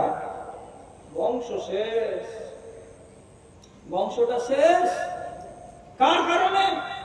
একটা স্ত্রীর খেয়ানতের কারণে। তো কেন করবে এই খেয়ানত গুলো? এই ওয়াজটা কি তারা শুনেনি? আর যারা এই কাজে যায় তারা কি শুনে না? পরের জমিতে সেচ দিতে গেলাম, যদি বাচ্চা আটকে যায় মেয়েটার পেটে, কি দুর্গতিটা হবে আমার। সব জানার পরে আজকের সমাজ কেউ মানে না আল্লাহর আইনকে, সব বুড়ো আমল দেখাই। কওমের এই বদহাল দেখে মনে লাগে কত ব্যথা, কওমের এই বদহাল দেখে মনে লাগে কত ব্যথা। রাত আর দিন সুপথে ডেকেছি, কেউ তো শোনেনি কথা রে, কেউ তো শোনেনি কথা। ভাই বলে যাদের পরিচয় দিতে মাথা হেঁটে হয় লাজে, হৃদয় ভরে দাও ইমানি আলোতে, সাজায় নতুন সাজে, সাজায় নতুন সাজে। দাদা, এই কম বয়সের মানুষগুলো এই তুচ্ছ তাচ্ছিল্য করে যদি জীবনটাকে গত করে দেন, তো কিয়ামতের দিন 7 বার করে একটা মানুষ আল্লাহ তাআলার সামনে বলবে, হায় আমার আখে। কয়বার? 7 বার। এক এক জায়গায় যখন দুর্গতি দেখবে তখন এই কথাটা বলবে, ইয়া লাইতানি, হায় আমার ভাগ্য পোড়া কপাল। এই ভাগ্য খারাপ পোড়া কপাল, হায় আমার আফসোস, কিয়ামতের দিন 3 বার না বলে আজকে যদি দুনিয়াতে ভেবে নেন, তাহলে এই কথাটা তো আপনাকে কিয়ামতের দিন বলতে হবে না। কেন ভাবছেন না যে আমাকে আমার মতো করে থাকতে হবে? এই ক্ষণস্থায়ী দুনিয়াতে ষাঁড়ের মতো জীবন কাটালে চলবে না। ফজল ইবনে আয়াজ রাহিমাহুল্লাহ একদিন বাইরে মাঠে দাঁড়িয়ে আছেন, রাস্তায় একটা লোক চলে আসছে, চুল দাড়ি সব পাকা। ওকে ডাকছে, বাবাজি শুনেন। লোকটা কাছে এলো, সালাম দিল। সালাম পাওয়ার পর তখন তিনি ওকে মিঠা ভাষাতে বলছেন, কাম মারারতা মিনার রাবিঈ ফি আয়শিতা, আপনি আপনার জীবনে কতটি বসন্ত দেখেছেন? এর মানে হলো যে আপনি কত বছর এখন পর্যন্ত বাঁচলেন, গত করলেন। কত বছর গত করা হলো? তখন লোকটা বলছে, 60 সানা, আমি 60 বছর গত করে দিয়েছি। ফজল ইবনে আয়াজ তখন লোকটা মিঠা সুরে বলছে, ইন্নাকা তাসিরু ইলা রাব্বিকা ইয়াওমান ফায়াওমান ইউশাকু আন তাবলুগাহু। আপনি যেদিন জন্মেছেন সেদিন থেকে আজ পর্যন্ত হেঁটেই যাচ্ছেন, হেঁটেই যাচ্ছেন, হেঁটেই যাচ্ছেন। কার দিকে? আপনার রবের দিকে, আপনার আল্লাহর দিকে আপনি হেঁটে যাচ্ছেন। তবে আমি এইটুকু বলতে পারি, 60 বছর আপনার হাঁটা হয়ে গেছে, আপনি আপনার রবের দিকে এগিয়ে চলে এসেছেন। অল্প কিছু দিন যেতে গেলে আপনি আপনার রবকে পেয়ে নেবেন, আপনার আল্লাহর সাথে মুলাকাত হয়ে যাবে। আর বেশি দেরি নাই বাবজান। 60 বছর হাঁটছেন, 60 বছর ধরে নিজের আল্লাহর দিকে এগিয়ে এসেছেন, কবরের দিকে এগিয়ে আসছেন। খুব তাড়াতাড়ি পেয়ে যাবেন আপনি আল্লাহকে। বেচারি বয়স্ক মানুষ চমকে গেল, আর দিয়ে ফজল ইবনে আয়াজের মতো আলেমের সামনে হঠাৎ করে বলছে, ইন্না লিল্লাহি ওয়া ইন্না ইলাইহি রাজিউন। আপনি তো ঠিক কথা বলেছেন, আমি তো 60 বছর ধরে যে হাঁটছি, আমি তো একদিন আমার রবকে পেয়ে যাব। আর আপনি বললেন খুব তাড়াতাড়ি পেয়ে যাবেন, কারণ 60 থেকে 70 বছর তো আমাদের বয়স, তাহলে আর বেশি দিন আপনাকে হাঁটতে হবে না। ভয় হয়ে গেল। তখন ফজল ইবনে আয়াজ ওকে বলছেন, আচ্ছা বাবা, আপনি যে বললেন ইন্না লিল্লাহি ওয়া ইন্না ইলাইহি রাজিউন, আর মানে জানেন? বুঝে, হ্যাঁ জানি। আমরা আল্লাহর জন্য এবং নিশ্চয় আমাদেরকে আল্লাহর দিকে ফিরে যেতে হবে। তখন ফজল ইবনে আয়াজ বলছেন, আল্লাহর কাছে যে ফিরে যেতে হবে এই কথাটা আপনি বুঝতে পারছেন? তাহলে নিশ্চয়ই এই কথাটা বুঝতে পারছেন আপনি যে আল্লাহ আপনার সঙ্গে কিছু কথা বলবেন। বুড়া মানুষ, চোখগুলো ডকডক করছে পানিতে, যে হ্যাঁ কিছু মনে হয় আল্লাহ তাআলা বলবেন। যে বাবা ওই কথাটা বললেন, আপনি ঠিক করে বলেন, আপনি যে আল্লাহর কাছে চলে যাবেন আর আল্লাহর কথা বললেন যে আমি আল্লাহর জন্য আর আল্লাহর কাছে আমি ফিরে যাব, তো আল্লাহ তাআলার কাছে যখন আপনি ফিরে যাবেন তো আপনাকে কিছুই বলবেন? আল্লাহ বলবে। কি বলবে? বলছেন ইয়াউমা ইয়াকুমুন নাসু লিরাব্বিল আলামিন। আল্লাহ তাআলা তো কোরআনে বলে দিয়েছেন প্রত্যেকটা মানুষকে তার রবের সামনে খাড়া হতে হবে, মুখোমুখি খাড়া হতে হবে। কিসের জন্য? তো হিসেব দেওয়ার জন্য।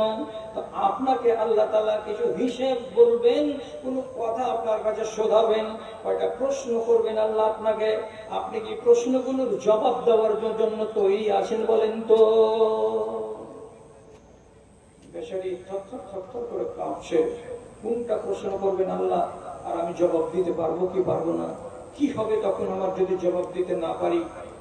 শেষে কথা না বাড়িয়ে উনি শটের উপরে বলছেন, বাবা ভেতরে যে ভয়টা ঢুকে গেছে, এই ভয়টাকে যদি আমার বের করে দাও, আর যদি বের করতে হয় আমাকে কি করতে হবে ওই কথাটা তুমি আমাকে বলে দাও, আমি ওইটাই কাজ করবো, তাছাড়া আমি আর তোমার কাছে অন্য কিছু শুনতে চাই না।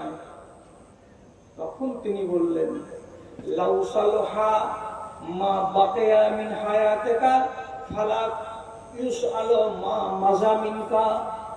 আজ থেকে নিয়ে যতটি দিন সামনে বাকি আছে, এই সামনের দিনটাকে যদি ঠিক করে গত করে নিতে পারেন, তার মানে কি ইমানদার জিন্দেগি কাটাবেন, হারামে মুখ লাগাবেন না, কটু কথা বলবেন না, কাবিরা গুনাহ করতে যাবেন না, আপনি আল্লাহকে রাজি করার জন্য যতটি ইবাদত আল্লাহ তাআলা বলেছেন সব দিকে কাই মনে আঞ্জাম দিবেন। দিয়ে যদি আপনি নিজেকে একেবারে সৎ বানাতে পারেন, তো রব্বুল আলামিনের নবী বলেছেন ইন্নামাল আমালু বিল খাওয়াতিম, শেষখানা ভালো যার, সব ভালো তার। আপনি শেষ জীবনটাকে যদি ভালো করে নিতে পারেন, আগেকার কোনো প্রশ্ন আপনাকে করা হবে না। আর যে কটা দিন বেঁচে আছেন, এই কটা দিনকে যদি আপনি বিগড়ে দেন, ভালো করে কাটাতে না পারেন, তো এই আগামী দিনেরও হিসেব লাগবে। আর যতদিন ফেলে এসেছেন পিছন দিকে, তারও হিসেব আপনাকে লাগবে। কিভাবে কাটাবেন? বুড়ো মানুষ বলছে, বাজান আজ থেকে এই জ্ঞানটা পেলাম, এমন কোন কাজ আমি করবো না যাতে আমার রব আমার উপরে রেগে যায়। তো আপনি এবার আওয়াজ তো করবেন না, সংখ্যা কমে গেছেন যে আপনার কাছ থেকে আমি আওয়াজ শুনবো। চায়ের দোকানে তীরমোহনীতে চা খাচ্ছেন বসে বসে, আপনারা 7 জন লোক আছেন, ইব্রাহিম ভাই, জবেদ ভাই, এবাদ ভাই, আব্দুল্লাহ ভাই, আব্দুর রহমান, আবেদ আলী, এই 7-8 জন ভাই আছেন। আপনার সাথে ওই চায়ের দোকানে মুখোমুখি বেঞ্চে আর 7 জন ভাই আছে গ্যার মুসলিম। একটার নাম হলো হরেন দাস, একটার নাম হলো বীরেন দাস, একটার নাম হলো সুজল, একটার নাম হলো সুবল, আর একটার নাম হলো কানাই। এইসব গ্যার মুসলিম ভাই কাটা এই চায়ের দোকানে সবাই মিলে চা খায়। আপনিও খাচ্ছেন, ওরাও খাচ্ছে। এবার টাইমটা হয়ে গেল কত? তো বলছে 4:56 হলো, যেমনি তেমনি মসজিদের মাইক থেকে ভেসে এলো, হাইয়া আলাল সালাহ, হাইয়া আলাল ফালাহ। এসো নামাজের জন্য, এসো, এসো কল্যাণের জন্য এসো। শুধু নামাজ বলে ক্ষান্ত হয় না, নামাজ আপনাকে ভারী লাগতে পারে। এই জন্য আল্লাহ তাআলা কি বলেছেন, এসো কল্যাণের দিকে এসো। এটা করতে গেলে তোমার লাভ আছে, এটা করতে গেলে তোমার কল্যাণ হবে। এই জন্য কল্যাণের দিকে আপনাকে ডাকা হয়। আজানটা পড়ে গেল, আজান পড়ার পরে আল্লাহর আজানের ধ্বনি আপনার পাছাটাকে বেঞ্চ থেকে টেনে খাড়ো করতে পারলো না।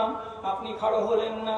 ওই বেঞ্চে বসেছিল হরেন, ওই বেঞ্চে বসেছিল সুরেন, ওরাও খাড়ো হলো না। কেন খাড়ো হলো না? ওদের জন্য নমাজ নাই, আল্লাহর ডাককে তারা আল্লাহর ডাক বলে মানে না। ওর পাছার লেগেই থেকে গেল বেঞ্চে। ও তো বলবে আমরা এগুলো মানি না, ও তো রেহাই হয়ে গেল এখানে। আপনি যে আল্লাহকে মানেন, আল্লাহকে চেনেন, আর আল্লাহর খান আর বেঁচে থাকেন, আপনি কেন আল্লাহর ডাকে সাড়া দিলেন না? বেঞ্চটাকে কেন ছাড়তে পারলেন না? জায়গাটাকে ছেড়ে দিয়ে যেখান থেকে আওয়াজ আসছিল সেখানে কেন যেতে পারলেন না? যদি যেতে না পেরে থাকেন, তাহলে আপনাকেই ফয়সালা দিতে হবে। কিয়ামতের দিন নয়, আজকের দিনেই দিতে হবে। আপনার মধ্যে আর আপনার সাথে যে চা খাচ্ছিল ধীরেন বসে বসে, তার মাঝে কি তফাৎ আছে রে দাদা? আছে তফাৎ? কোনো তফাৎ নেই, ওরও সাজদা নেই, আপনারও সাজদা নেই। ওর আল্লাহর সামনে মাথা নত করা নেই, তো আপনার আল্লাহর সামনে মাথা নত করা নেই। তবুও তো ওরা ইবাদত করে, তবুও তো ওরা ইবাদত করে। মন্দির দেখতে গেলে কমসে কম মাথাটা এমনি করে। ট্রেনে বসে থাকতে থাকতে যদি দেখে যাই যে বট গাছের তলায় মন্দির আছে, এখানে বসে বসে এমনি এমনি করবে, করে শ্রদ্ধা দেখাবে, এটা কে? এটা আমার ভগবানের মন্দির। যেদিন হবে কালী পূজার রাত, সেদিন না পারলে কমসে কম 10টা বলগুলো জ্বালাবে, 10টা কুপিগুলো। গরিব হতে গেলে 10টা জ্বালাবে, ধনী হতে গেলে 2000টা জ্বালাবে। কাকে রাজি করার জন্য? ওর নিজের খোদাকে রাজি করার জন্য। ও তো ইবাদত করেই যাচ্ছে। আর আপনি কি করলেন? মুসলমান যে আপনার নাম। আর কতদিন থাকবি বসে? বল রে নাদান বল, হাহাকার কেন সে দিতে, আমার সাথে চল তোরা, আমার সাথে চল। পানির দামে রক্ত বিকায় জ্ঞানীদের এই দেশে, ধনীরা সব ধনী হলো, গরিব চুষে চুষে রে, গরিব চুষে চুষে। চল দুনিয়াকে পাল্টে দিয়ে দেখাই বাহুর বল। আর কতদিন থাকবি বসে? বল রে নাদান বল, হাহাকারকে মুছে দিতে, আমার সাথে চল তোরা, আমার সাথে চল। আমার টাইম আছে রাত 1টা পর্যন্ত। কয় মিনিটের টাইম আছে? ঘুরে দেন তো। আচ্ছা, কয় মিনিট টাইম আছে? আর 5 মিনিট। আচ্ছা, আর 5 মিনিট আছে। তো তানভীর এসেছে? আচ্ছা, এসেছে। আর একটা চ্যাংড়া বক্তা আছে। বুড়াটা লাগে কত কালো হবেন? যেগুলো আর দামড়া আছে, দামড়া গুলোকে বেশি বাড়িতে হবে, ওকে দিয়ে মই দেওয়াইতে হবে। মই দেওয়াটা ভারী আর হালবাটা একটু হালকা। তো আমি তো টেনে দিলাম, আমার এই 5 মিনিট আছে, আমি 5 মিনিটে শেষ করে দিচ্ছি। আপনি বিয়াদুলি করবেন, করে কবরে যাবেন, তো আপনি মনে মনে ভাবছেন যে আমার সাজা আমি ভোগ করবো, তো তোমার বাপের কি? কথাটা হলো এই, আপনার কারণে দুনিয়ার পশু পাখি গাছ গাছড়া কষ্ট পায়। আপনি কোন চ্যাট, আপনি কোন লাটের বেটা? আপনার কারণে গরু বাছুর ছাগল ভেড়া গাছ গাছেরা কেন কষ্ট করবে? আপনি জবাব দেন আমাকে, কেন কষ্ট করবে? আপনার জন্য কষ্ট পাবে কেন? আপনি বলছেন এটা কেমন কথা, আমার জন্য ওরা কষ্ট পায়? আরে একবারে সহি কথা বলছি। হযরত আবু হুরায়রা রাদিয়াল্লাহু তাআলা আনহু বলছেন, ইন্নাল হুবারা লাতামুতু ফি ওয়াকরিহা হাযালান বিখাতিয়াতি ইবনে আদম।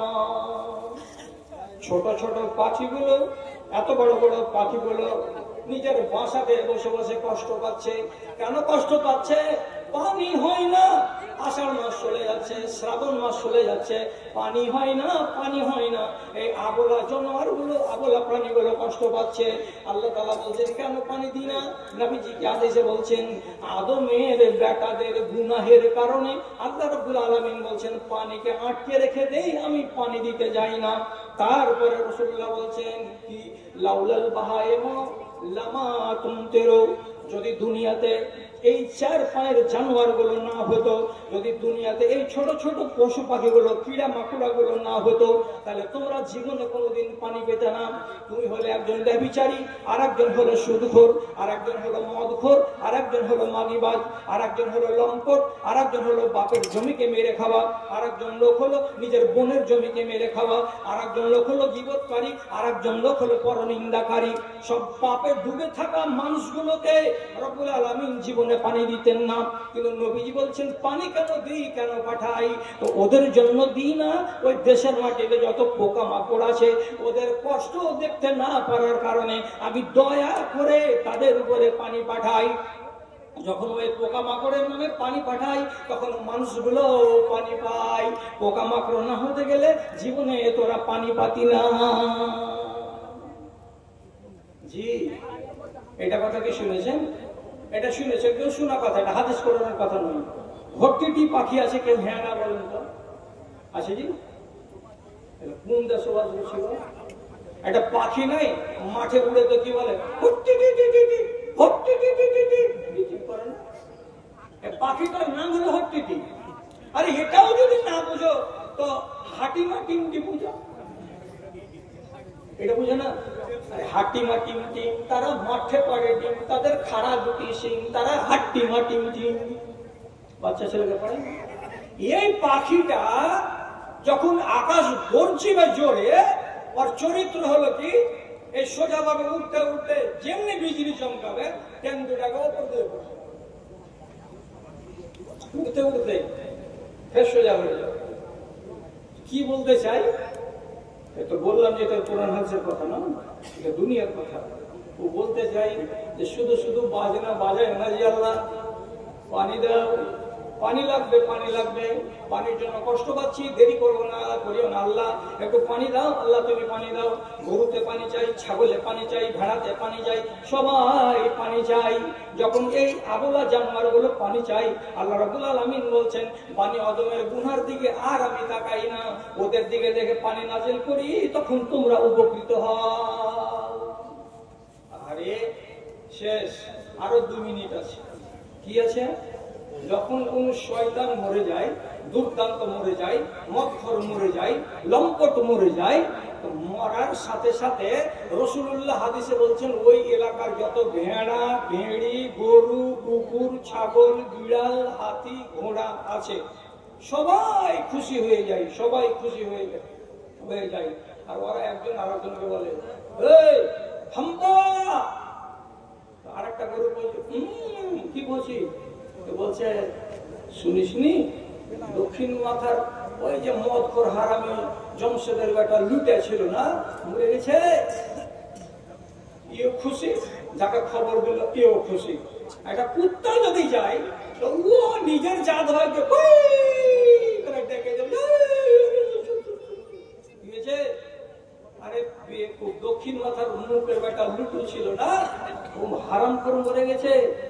যে বলছে সেও খুশি, যারা শুনছে তারাও খুশি।